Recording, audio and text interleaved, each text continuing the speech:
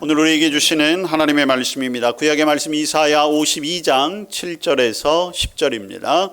신약의 말씀 누가복음 2장 8절에서 14절까지입니다. 구약의 말씀을 제가 봉독하겠습니다. 좋은 소식을 전하며 평화를 공포하며 복된 소식을 가져오며 구원을 공포하며 시온을 향하여 이르기를 내 하나님이 통치하신다 하는 자의 산을 넘는 발이 어찌 그리 아름다운가. 내 파수꾼들의 소리로다. 그들이 소리를 높여 일제히 노래하니 이는 여호와께서 시온으로 돌아오실 때에 그들의 눈이 마주 보리로다. 너 예루살렘의 황폐한 곳들아 기쁜 소리를 내어 함께 노래할지어다. 이는 여호와께서 그의 백성을 위로하셨고 예루살렘을 구속하셨습니다. 여호와께서 열방의 목전에서 그의 거룩한 팔을 나타내셨으므로 땅 끝까지도 모두 우리 하나님의 구원을 보았도다. 아멘. 누가복음 2장 8절에서 14절까지 말씀입니다. 한 절씩 교독하겠습니다. 그 지역의 목자들이 밤에 밖에서 자기 양떼를 지키더니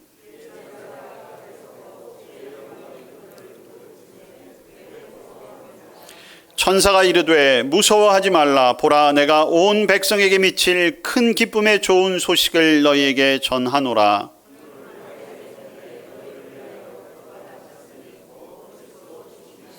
너희가 가서 강보에 쌓여 구유에 누워있는 아기를 보리니 이것이 너희에게 표적이니라 하더니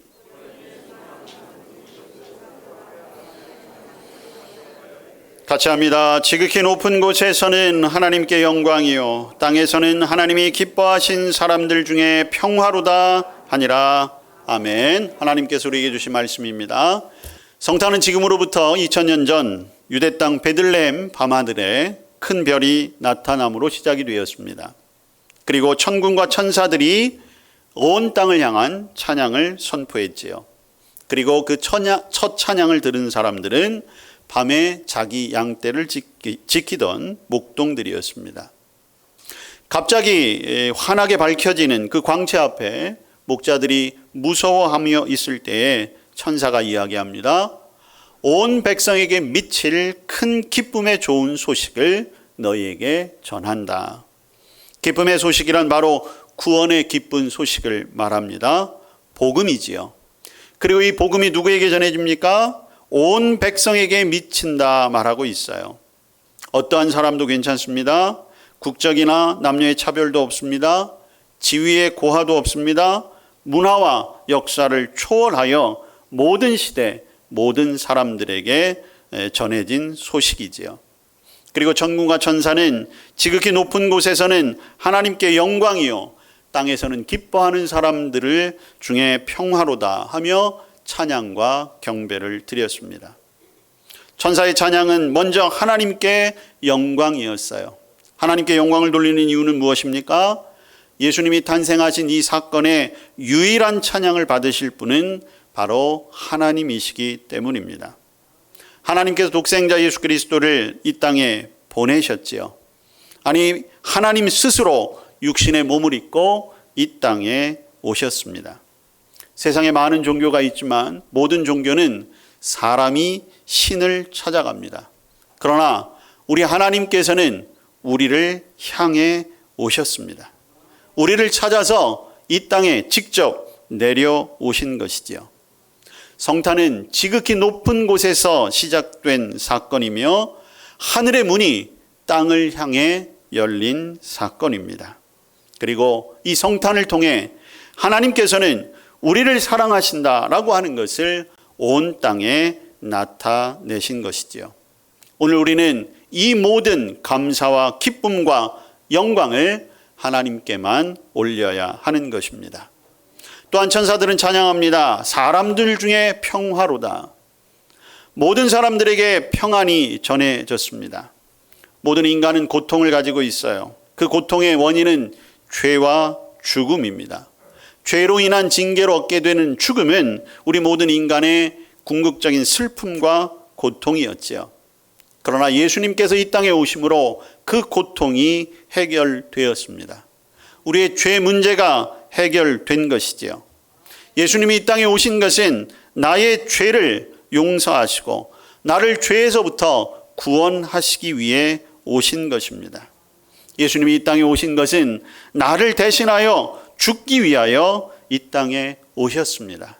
그로 말미암아 우리는 평화를 누리게 된 것이지요. 그러나 오늘 천사들의 찬송 가운데 우리가 꼭 기억해야 할 것이 있습니다. 기뻐하심을 입은 사람들 중에 평화라고 하는 것이지요. 여러분, 복음은 모든 사람에게 전해진 것이 분명합니다. 그런데 이 사실을 믿은 사람들만이 하나님을 기뻐하시게 하는 것이지요. 예수님을 나의 구세주로 믿는 사람, 영접하는 사람들에게 복음의 능력이 임하는 것입니다. 여러분들은 이미 다 예수님을 구주로 영접하신 줄로 믿습니다. 그러나 오늘 이 성탄을 맞이하며 다시 한번 그 믿음의 고백을 주님 앞에 올려드리기를 원합니다. 구원의 소식은 누구에게나 들려질 수 있지만 그 누구나 영접할 수 있는 것은 아닙니다. 하나님께서 우리에게 은혜를 주셨기에 우리가 오늘 그분을 영접할 수 있게 된 것이지요. 예수님의 오심으로 말미암아 우리에게 주어진 평안과 평화가 저와 여러분들의 삶 속에 충만하게 되시기를 주님의 이름으로 축복합니다. 오늘 전사들은 예수님의 오심을 큰 기쁨의 좋은 소식이라고 분명하게 말하고 있습니다. 왜 예수님의 탄생이 큰 기쁨의 좋은 소식입니까? 무엇보다도 우리에게 구원의 축복을 주시기 때문입니다. 요한 사도는 성탄의 뜻을 말씀이 육신이 되어 우리 가운데 거하셨다 이렇게 증언하고 있습니다.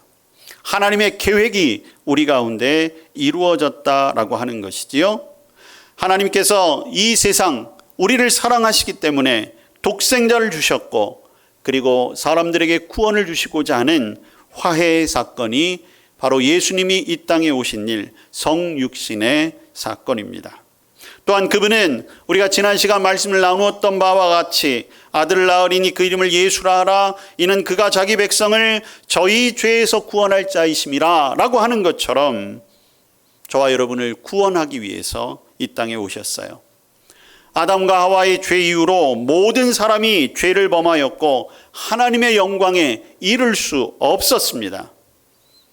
그러나 예수님이 이 땅에 오심으로 우리는 주님 앞에 하나님 앞에 나아갈 길이 열린 것이지요. 우리를 구원하시기 위해 독생자 예수 그리스도를 직접 이 땅에 보내셨습니다.